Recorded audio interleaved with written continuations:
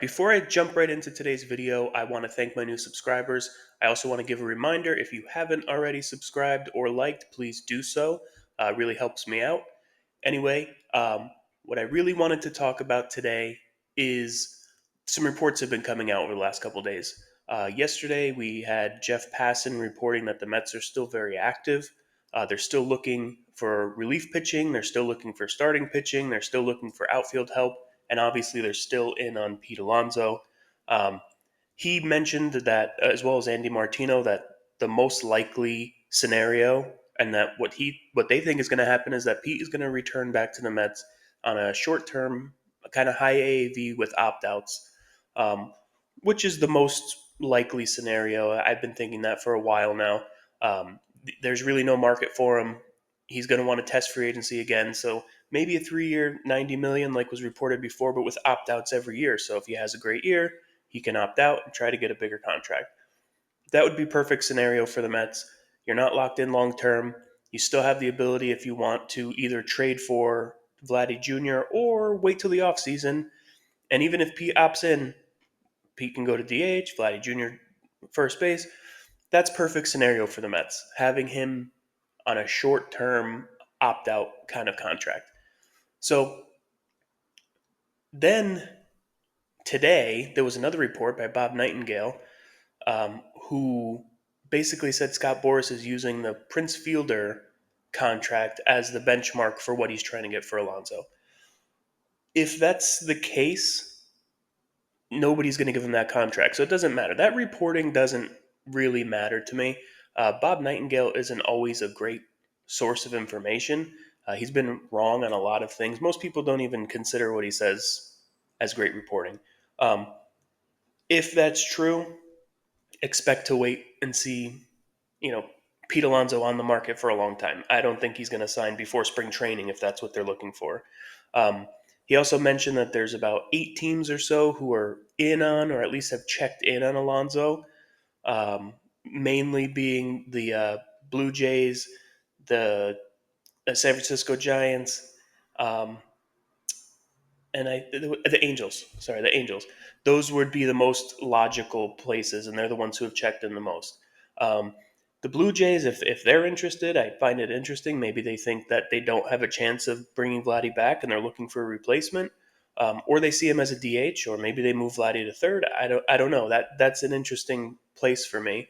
Um, the Angels, I've said it before. I don't know why he would ever go there. That's kind of baseball purgatory. Nobody wants to play for the Angels, unfortunately. Mike Trout's always hurt. They gave big money to Rendon, who doesn't care about baseball and barely ever plays. Um, it's not really a place you want to go play. The Giants are an interesting fit. They're always swinging for big guys, and they never really seem to get them. And with Buster Posey there, um, you know, they just signed Willie Adames. They went hard after Corbin Burns, apparently. Um, so maybe they jump in and surprise people with an offer. At this point, I really think it's the Mets to lose. They're the ones that are in the driver's seat. There's a report a few days ago basically saying that the Mets are not in the top 5 preferred destinations for Alonso. Ridiculous. That's just crazy. It's not true. There's no way that that's true. Um, Either way, I don't see this getting wrapped up anytime soon. I wish it was, but I still think we wait for a resolution. And in the meantime, the Mets are still looking at filling other holes. The hot stove is starting to heat up again. Now that the holidays are over, we're moving into, there's been some trades going down. There's a lot of rumors out there. Um, I would be careful about which rumors you hear. I see a lot of people saying the Mets should go out and get Luis Ariz. No, no, he's not worth it. He's a guy who hits singles, who doesn't walk, who doesn't play defense, who can't run the bases. All he does is hit singles. He's not worth giving anything up for. He's the same guy who's been traded 3 times in the last 4 years after winning batting titles and leading the league in batting every year. So obviously, even the teams that have him don't think he's worth it. Now, I know people say the same thing about Soto. He's been traded, he's been on 3 different teams. That's a completely different case. They've all traded for him, wanted to sign him long term. It didn't work out. So he got traded so that they can get what they could get for him. Different situation. Um, so that's that's something that I wouldn't even pay attention to. Arise is not a David Stearns type player. Arise, he plays no defense, and David Stearns, you know what he likes. A lot of people compare Jeff McNeil and Luis Arise because they both hit a lot of singles, but McNeil also has 20 home run potential. He can also run the bases very well. He's also a good enough fielder at multiple positions. He's versatile. You can move him anywhere on the field and know that he's going to be just fine. And they do that. Play the outfield, play second base, play third base. I'm sure he could play first base if need be. Even if you needed an emergency shortstop, he could probably play shortstop. He won't play great, but he'll make the plays he has to make. He's just a baseball player. So there's no comparison between McNeil and Arise. I don't know. It doesn't make a lot of sense. Um, but yeah, there's also talk that they're now involved with Tanner Scott, or they've met with Tanner Scott. That's another one that I would kind of highly doubt. Stearns is not a guy who wants to spend on the bullpen. He's looking for reclamation projects in the bullpen. He's looking for Rule 5 picks. He's looking for, guys who get released off of rosters or, he's not looking for high end $20 million a year relievers. If he was the GM here when Edwin Diaz was re-signed, Edwin would not be a Met. He would not be here. He doesn't believe in paying relievers big money like that. So can it change? Sure, maybe he's checked in, but I would think that a guy like Tanner Scott or even Kirby or those guys, they would be more if their market kind of falls apart and they're not getting what they asked for, and they take a 1 or 2 year deal. That's the only way I could see that happening. He's just no matter whether we like it or not, he's not going to give big money to a reliever or really starting pitchers unless it's Yamamoto last year because he was 25 years old, 26 years old. He's just not going to do that. He's not going to give a guy 4 years, $80 million to be the eighth inning, the setup guy for Edwin Diaz. And who knows, Tanner Scott might not want to be a setup guy. He might say, I'm only interested in closing. I'm not doing anything else. And if that's the case, you have no chance anyway, unless his market completely falls apart. So you have to look at the lower end guys. Maybe a David Robertson because he's only going to be looking probably for a 1 year deal. He's over 40 years old. He's not going to be getting a 3, 4, 5 year deal. He's going to be getting a 1 year deal, maybe one with an option.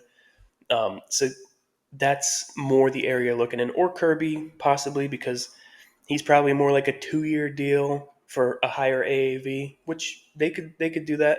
There's also rumors that they've been interested in Jeff Hoffman, who we saw in the playoffs for the Phillies last year. But there was some talk where he might want to become a starter. He might want to go the Clay Holmes route. Um, Now, if you have two of those guys, maybe one of them turns out to be a starter. You keep the other one as a setup guy.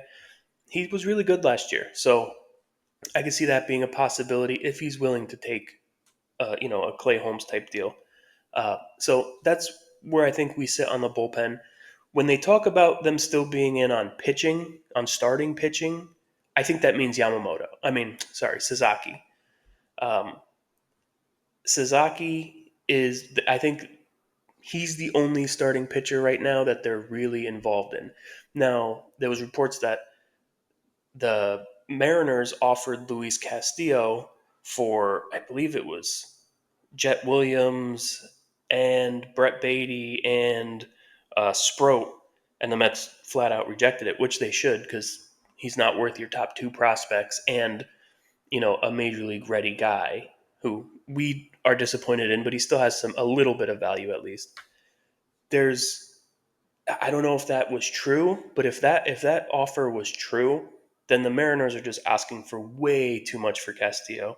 Stearns is not going to give up that much, and he shouldn't. So I tend to believe that wasn't a true report or a true offer. Um, but if it was, then don't expect the Mets to be in on that because they're not going to go anywhere close. When I first started talking about Mets getting Castillo, it was for maybe your fifth and 12th best prospect, and then Beatty, and they're wanting number one and two and Beatty, and that's just they're way too far apart. And if you have to go, okay, we'll give you our third and sixth, that's still too much. because you'll also be taking on his whole contract. Now, if they're willing to eat some contract, then maybe you can go higher end prospects. But I don't. They're trying to dump that salary. They want that salary off their books, and you're really trading for a guy who's a number two starting pitcher at this point of his career. He's not the number one guy that he was that they got a couple years ago. He's now more of a number two and declining. Still has a good fastball. He could still be useful, and I think he signed for 3 more years. So maybe by the third year, he's kind of a back end of the rotation guy, but he's still a useful starting pitcher. So I would love to see them get him, but not for that price. Now, when they say outfield, they're still looking into outfield. I think there's two different ways they could go there. If they lose Pete and they're not able to, and the Blue Jays aren't going to trade Vlad, then I think for outfield, you're looking at Santander because you need a bat in the lineup to replace Pete. Now, I don't know that he's not going to play the outfield. He'll be more of a DH option, but he'll have the ability to play the outfield if needed. Right now, your outfield, yes, you'd love a better center fielder, but right now I think they're comfortable with Siri as the starting center fielder. Um, Obviously, Soto in right, Nimmo in left. Maybe Nimmo moves back to center. I don't see that happening. Stearns has been very clear he sees him as a corner outfielder, not a center fielder anymore. So I think the outfield's kind of set the way it is, but if you lose Pete, you need to replace his bat. And the next best thing from Vladdy would be Santander. He's going to give you similar numbers to what Alonso gives you, very, very similar over the last 3 years. His home runs are a little bit down, but last year he hit over 40. So he might be more on the upswing. If you re-sign Alonso, then I think the outfield market shifts to more let's re-sign Winker to kind of platoon a DH with Starling Marte. Not my favorite scenario, but I think that's where they're looking to go. I think they think Marte can have a bounce back year, especially if he's not playing the outfield. If he's just DHing, he can still hit. He's just been very bad in the outfield. He's going to lose some of his speed as he gets older. It's his last year of his contract. And Winker, for us, he was not great. We tend to forget because we love his energy and we love how he plays and he's tough and he goes at guys and he's not afraid of anyone. He wasn't very good. He hit a couple big home runs. He kind of livened up the team. He gave a little more toughness, a little more identity to the team. But he wasn't a very good player. Now, if you have him for the full year on a good team, maybe you see him outperform a little bit or perform better than he did. I don't see that being a big contract. That's more of a fourth outfielder slash DH option. So when they talk about Mets being in on outfield, it's one of those two ways. It depends on other things. And Stearns is always going to stay active in every market because he's always looking for a deal. He doesn't care if he already has someone at a position. If he has a third baseman already, he's going to still look in the third base market because why not? If the deal's good, he can move things around, or you have the DH, you can move people around, you can make a trade. It's we're lucky to have a GM or a president of baseball operations who's very smart. He knows how to stay in a market. He knows how to handle the market. The same reasons that people blast him on Twitter, he's a small market GM, he's Sleepy Stearns, is the same reasons that he's great at what he does. He is a small market GM, so he knows how to find deals. But he also has the money of Steve Cohen, so he'll make the big deals. But he's not going to make stupid decisions that hamstrings him for years down the road. He's just not going to do that unless it's a generational player like Soto. Soto will hamstring him in 10 years. Who cares? You're going to get 10 good years. So what do you care about the last 5? And who knows how much players are going to be making in 10 years? They're going to be making $80 million. Who knows? So those were just some of the quick updates going on right now. It seems like it's starting to heat up. Things are going to start to happen. Um, it's going to move the way it's going to move. We're not. I know we're all impatient. We want it to happen. We'll see when it happens. I still have a lot of faith in the front office. I think they're going to still put a better team out there than what we have right now. The pitching, I think, is done. The starting pitching, at least. The bullpen's not. They're going to sign a couple relievers, but the starting pitching is pretty much set unless somehow they pull off getting Sasaki. Now, Sasaki little update there. The owners of the Padres, the owner of the Padres passed away last year. And I guess there's a little bit of a legal battle going on between his wife and his brothers over control of the team. I guess his brothers control the team right now, but now his wife is suing to get control of the team. That might hurt the Padres' chances in getting Sasaki. You don't want, you know, a big legal battle going on in your organization when you're first coming to the U.S. and now there's strife and you don't know what's going on. So that could help maybe push them down the list. Obviously, you still have to put the Dodgers as the favorite. Um, and honestly, I don't really know why. We just assume that. We assume that the Dodgers are the favorite for every Japanese player because they have Otani and because they have the history of Japanese players and because they're on the West Coast. But there's no talk that Sasaki, it's not like Yamamoto. When Yamamoto was a free agent, everyone said, oh, he's a Dodger. He grew up a fan of the Dodgers. He loves the Dodgers. He dreamt about playing for the Dodgers. He's going to the Dodgers. It doesn't matter what anyone else offers. You don't hear that with Sasaki. If anything, you hear that he's grew up a fan of Matsui and Tanaka. So why wouldn't he go to the Yankees? It doesn't make a lot of sense. I think the whole Tanaka to the Dodgers thing is really contrived just because we think that every Japanese player is going to go there. Um, and maybe he will. Maybe they're still the favorite. I would still probably put them at the favorite just because of the West Coast and the Dodgers and all that. And they're a great organization. They're the number one organization in the sport. But I don't put as much into it as like he's definitely going to the Dodgers. I think it's probably Dodgers one, and I think it was probably San Diego too, but I think they dropped down, and maybe now the Mets and Yankees are kind of in that 2-3 spot, however you want to put them, however you want to flip flop them. So that was just my thoughts on Sasaki a little bit. I think that we know when that resolution is going to happen because he has to make a decision by January 23rd. And it'll probably go right up to the deadline or close to it within a couple days. Now, his agent did say he was close to a decision. That doesn't mean it's going to be announced. That doesn't mean we're going to know. But, another week or two, we'll probably have an idea of where he's going to go. But yeah, that's really all I wanted to talk about today. There's been some reporting. Just wanted to compile it all in here. I want to know what you guys think. I got some comments in the last video, had some conversations. Just want to, I want to know what you guys think. Do you think that the Mets are going to go all out for, try to get Pete on that short-term high AAV deal? Do you think they're going to go after Santander? Do you think we haven't heard anything about Bregman? But yeah, I just want to know what you guys think. Let me know. Subscribe, like, comment, and yeah, I'll see you next time. Let's go Mets.